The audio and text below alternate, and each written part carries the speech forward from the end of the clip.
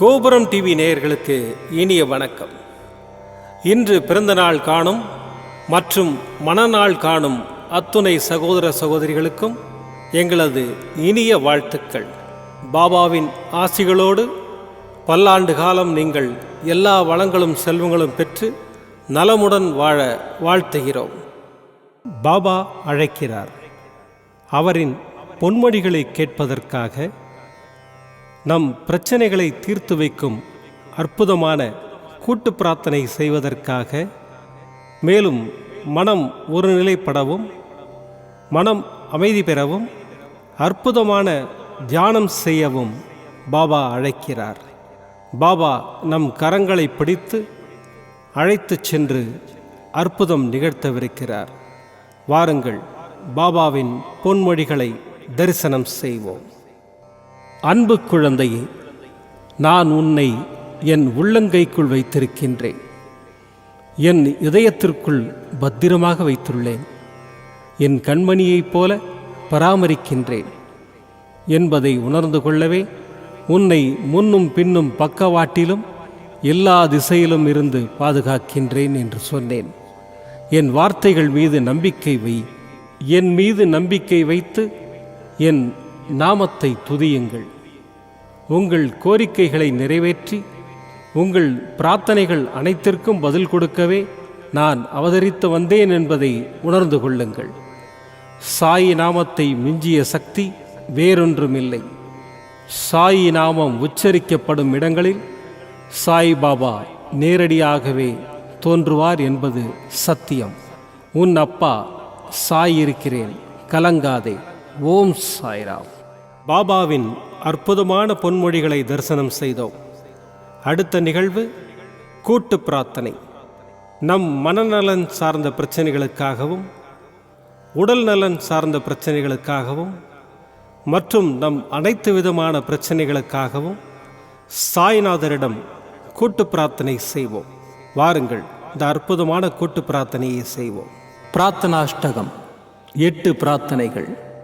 சாந்தமான மனம் கொண்ட சாயிநாதரே, அறிவின் சிகரமே, அன்புள்ளம் கொண்டவரே, கருணை கடலே, உண்மையின் இருப்பிடமே, மாயை என்னும் இருளை அகற்றுபவரே, ஜாதி மத பேதங்களுக்கு அப்பாற்பட்டவரே, எங்களின் புரிந்து கொள்ளும் திறமைக்கு அப்பாற்பட்டவரே, அன்பின் இருப்பிடமே, ஷீரடி வாழ் இறைவனே, என்னை காப்பாற்றும், என்னை காப்பாற்றும். ஞான சூரியனே, ஞானத்தை வழங்குபவரே, பக்தர்களின் மனங்களில் உலவிடும் பரமஹம்சரே, அனைத்து நன்மைகளுக்கும் காரணமானவரே, தங்களை சரணடைந்தவரை காப்பவரே, படைக்கும் தொழில் புரியும் பிரம்மாவும் காக்கும் கடவுளான விஷ்ணுவும் நீங்களே, 3 உலகங்களையும் யுகங்கள் முடிவில் தன்னுள் ஐக்கியமாக்கிக் கொள்ளும் ருத்திரனும் தாங்களே. நீங்கள் இல்லாத இடம் இந்த பூமியில் ஏது? எல்லாம் அறிந்த இறைவன் நீங்கள். எங்கள் எல்லோரின் இதயங்களிலும் வசிப்பவரும் நீங்களே. எனது எல்லா குற்றங்களையும் மன்னிக்க வேண்டும் என்று வேண்டி கேட்டுக்கொள்ளுகின்றேன். அலை அலையாய் தொடர்ந்து வரும் சந்தேகங்களையும் மனமயக்கங்களையும் போக்குவீராக. நீங்கள் கோமாதா, நான் பிறந்த இளங்கன்று. நீங்கள் சந்திரன், நான் சந்திரகாந்த கல். தங்கள் பாதங்கள் கங்கை நதி. பணிவுடன் இந்த தாசன் உங்கள் பாதங்களில் தலை வணங்குகிறேன். உங்கள் கைகளை என் தலைமீது வைத்து ஆசை கூறுங்கள். என் கவலைகளும் துன்பங்களும் பறந்தோடட்டும். இந்த கணு தங்களின் தாசன்.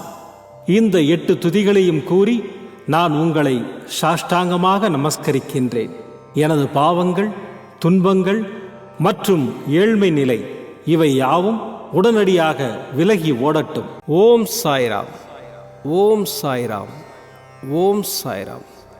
அற்புதமாக கூட்டு பிரார்த்தனை செய்தோம். பாபா நம்முடைய கோரிக்கையை ஏற்று நிச்சயமாக நமக்கு அற்புதங்களை செய்வார் என்பது சத்தியம்.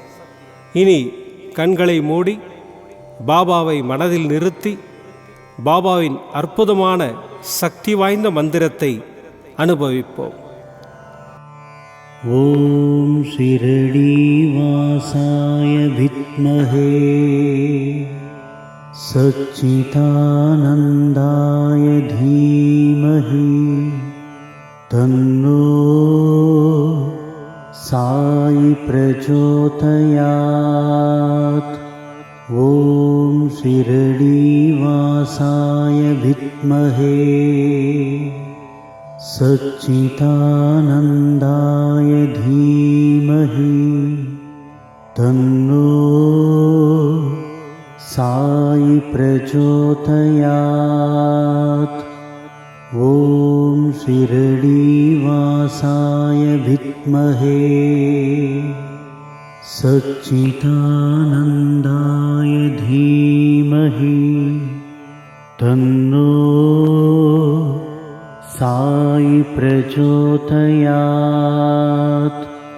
ॐ शिरडीवासाय विद्महे सच्चिदानन्दाय धीमहि तन्नो साई प्रचोदयात्। ॐ शिरडीवासाय विद्महे सच्चिदानन्दाय धीमहि तन्नो साई प्रचोदयात्। ॐ शिरडीवासाय विद्महे सच्चिदानन्दाय धीमहि तन्नो साई प्रचोदयात्। ॐ शिरडीवासाय विद्महे सच्चिदानन्दाय धीमहि तन्नो साई प्रचोदयात्। ॐ शिरडीवासाय विद्महे सच्चिदानन्दाय धीमहि तन्नो साई प्रचोदयात्। ॐ शिरडीवासाय विद्महे सच्चिदानन्दाय धीमहि तन्नो साई प्रचोदयात्। ॐ शिरडीवासाय विद्महे सच्चिदानन्दाय धीमहि तन्नो साई प्रचोदयात्। ॐ शिरडीवासाय विद्महे सच्चिदानन्दाय धीमहि तन्नो साई प्रचोदयात्। ॐ शिरडीवासाय विद्महे सच्चिदानन्दाय धीमहि तन्नो साई प्रचोदयात्। ॐ शिरडीवासाय विद्महे सच्चिदानन्दाय धीमहि तन्नो साई प्रचोदयात्। ॐ शिरडीवासाय विद्महे सच्चिदानन्दाय धीमहि तन्नो साई प्रचोदयात्। ॐ शिरडीवासाय विद्महे सच्चिदानन्दाय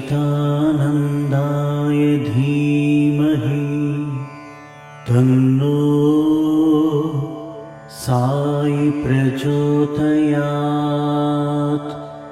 ॐ शिरडीवासाय विद्महे सच्चिदानन्दाय धीमहि तन्नो साई प्रचोदयात्। ॐ शिरडीवासाय विद्महे सच्चिदानन्दाय धीमहि तन्नो साई प्रचोदयात्। ॐ शिरडीवासाय विद्महे सच्चिदानन्दाय धीमहि तन्नो साई प्रचोदयात्। ॐ शिरडीवासाय विद्महे सच्चिदानन्दाय धीमहि तन्नो साई प्रचोदयात्। ॐ शिरडीवासाय विद्महे सच्चिदानन्दाय धीमहि तन्नो साई प्रचोदयात्। ॐ शिरडीवासाय विद्महे सच्चिदानन्दाय धीमहि तन्नो साई प्रचोदयात्। ॐ शिरडीवासाय विद्महे सच्चिदानन्दाय धीमहि तन्नो साई प्रचोदयात्। ॐ शिरडीवासाय विद्महे सच्चिदानन्दाय धीमहि तन्नो साई प्रचोदयात्। ॐ शिरडीवासाय विद्महे सच्चिदानन्दाय धीमहि तन्नो साई प्रचोदयात्। ॐ शिरडीवासाय विद्महे सच्चिदानन्दाय धीमहि तन्नो साई प्रचोदयात्। ॐ शिरडीवासाय विद्महे सच्चिदानन्दाय धीमहि तन्नो साई प्रचोदयात्। ॐ शिरडीवासाय विद्महे सच्चिदानन्दाय धीमहि तन्नो साई प्रचोदयात्। ॐ शिरडीवासाय विद्महे सच्चिदानन्दाय धीमहि तन्नो साई प्रचोदयात्।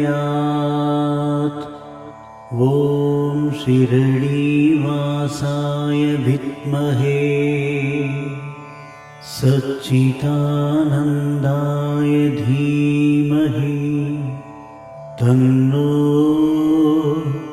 साई प्रचोदयात्। ॐ शिरडीवासाय विद्महे सच्चिदानन्दाय धीमहि तन्नो साई प्रचोदयात्। ॐ शिरडीवासाय विद्महे सच्चिदानन्दाय धीमहि तन्नो साई प्रचोदयात्। ॐ शिरडीवासाय विद्महे सच्चिदानन्दाय धीमहि तन्नो साई प्रचोदयात्। மீண்டும் நாளை காலை இந்த அற்புதமான பாபா அழைக்கிறார் நிகழ்ச்சியில் சந்திப்போம். நன்றி, வணக்கம். விதம் விதமான பக்தி நிகழ்ச்சிகளை உங்களுக்காக தந்து கொண்டிருக்கிறது உங்கள் கோபுரம் டிவி. உங்களுக்கு பிடித்த நிகழ்ச்சிகளை லைக் செய்யுங்கள், உங்களுக்கு பிடித்த மாணவர்களுக்கு ஷேர் செய்யுங்கள். மேலும் சப்ஸ்கிரைப் செய்வதோடு மட்டுமல்லாது அருகில் இருக்கும் பெல் பட்டனை கிளிக் செய்து கோபுரம் டிவி நிகழ்ச்சிகளை உடனுக்குடன் தெரிந்து கொள்ளுங்கள். மற்றும் ஒரு மகிழ்ச்சியான செய்தி, கோபுரம் டிவி ஆப்பை கூகுள் பிளே ஸ்டோரில் ஃப்ரீ டவுன்லோட் செய்து கோபுரம் டிவி நிகழ்ச்சிகளை தொடர்ந்து கண்டுகளியுங்கள், பாருங்கள், ரசியுங்கள், பரவசமடையுங்கள். gopuramtv.com. பக்தி பக்திமயம்.